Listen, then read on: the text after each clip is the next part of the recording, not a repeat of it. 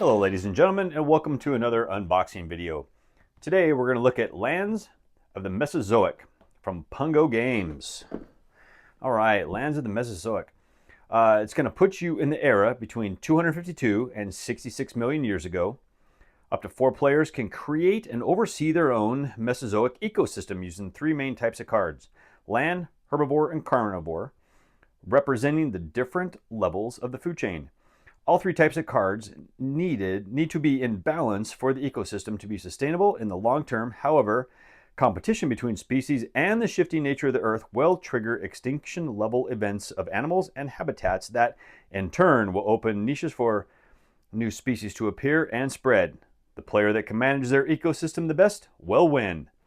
Looks like we've got a really low game complexity, a high solitaire suitability, 1 to 4 players, ages 14 up, and victory should be within 2 hours. So looks like we got a card-driven game. Actually looks really interesting. I really like dinosaurs.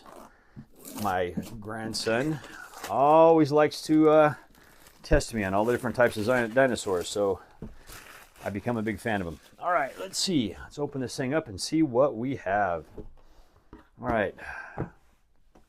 Okay, so we're going to start off. We got Lands of the Mesozoic rules. All right, looks like solo mode is going to be on the back. It's a 12-page rule book. All right, give you an idea of what this is going to look like here. A game overview.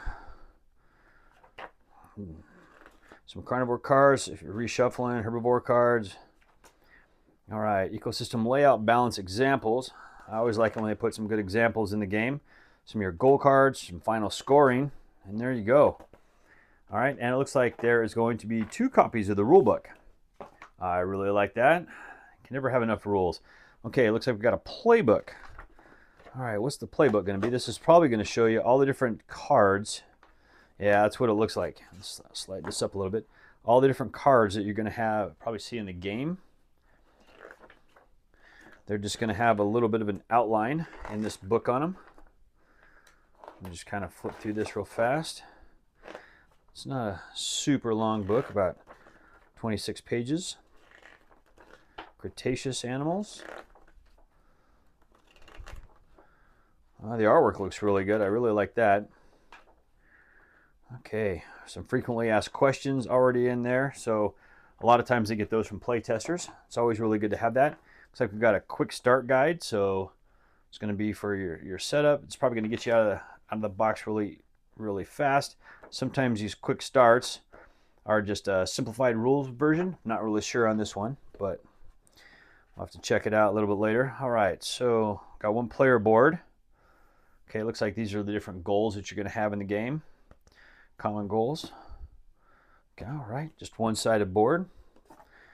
All right, our tokens. All right, let's see. Let's actually punch out pretty decent.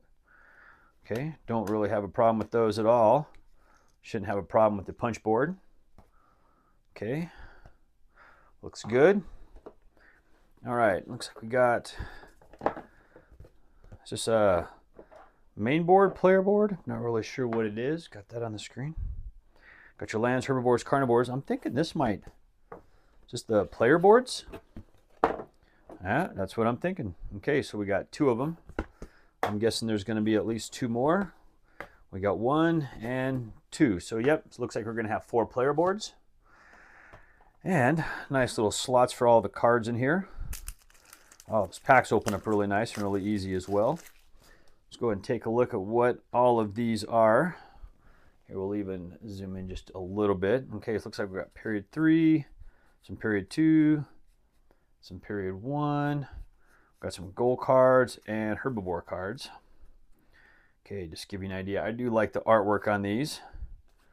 Okay, this looks really good. Oh man. All right, we got some of the different goals. Okay, just gonna kind of go through these really fast. If you need to, if you want to pause, take a look at anything a little bit longer, read them.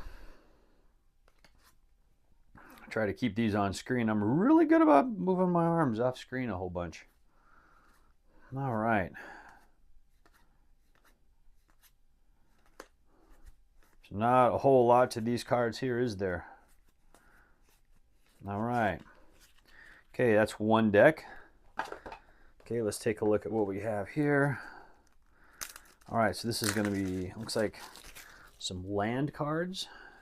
And it looks like this whole deck is going to be nothing but land cards. All right, so it looks like we're going to have about three. Looks like we're going to have about 3 of every card.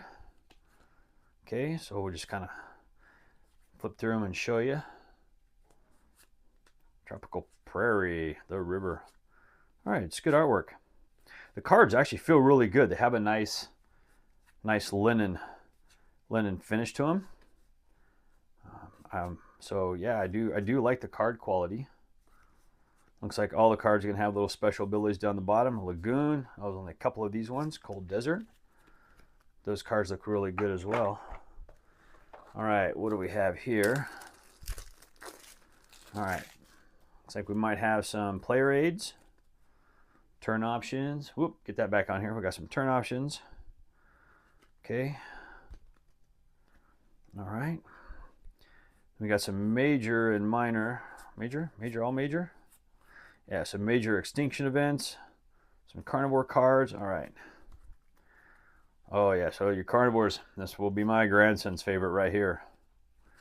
Looks like there might only be one of every dinosaur in here, which I kind of like that myself. I like it when you're drawing cards and you're not always drawing the same cards. Yeah. So every time you get a card draw, you know it's going to be something new. It's going to be something a little bit different.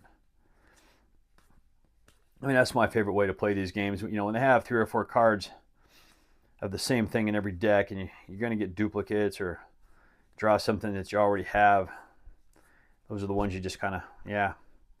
I'd rather have something different every time. Major volcanic, sea level rise, glacial period. So I don't know if these cards are blurry on your end or not, but they actually have a little bit of a blur to them when I look at them now.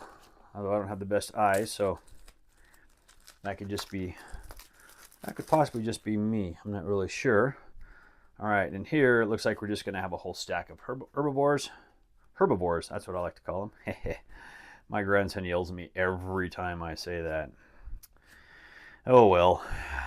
Grandkids will be grandkids, right? Well, there's some cool looking dinosaurs here, and a bunch of them I've actually never heard of before. So this is really really neat. I like this. You know, dinosaurs are one of those things I've played several dinosaur games. I don't think there's enough of them, but I've always really liked dinosaur games, dinosaur theme parks or whatever it may be. Just anything to have to do with dinosaurs. Now, my problem is, don't ask me to pronounce their names because that ain't gonna happen. I'm not real good at pronouncing dinosaur names. All right, and there we go. And that is all of the cards. That's actually all the components. There's not a lot. It looks like it's a really heavy card-driven game. Not a ton of components to the game at all, which is actually nothing wrong with that at all. See, everything will go back in the box. Your player board is going to go right there. We'll put that board there. Okay, your punch board. I'll end up taking all those out and filling all those in on the bottom. We'll put our quick start in. Let's go ahead and put our rule books in. Let's put our playbook on top. Let's go ahead and slide the box cover on, and there you go. All right, and that is Lands of the Mesozoic. All right.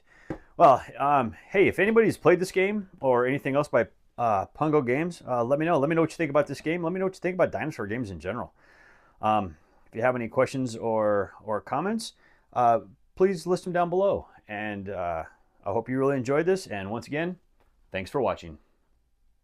Please somebody help me on my feet again. And I don't know where I'm going, and I don't know where I've been. Please somebody... Is the Federation seriously dealing with an alliance of the Romulans, Borg, Ferengi, and Klingons? Because we should just go home.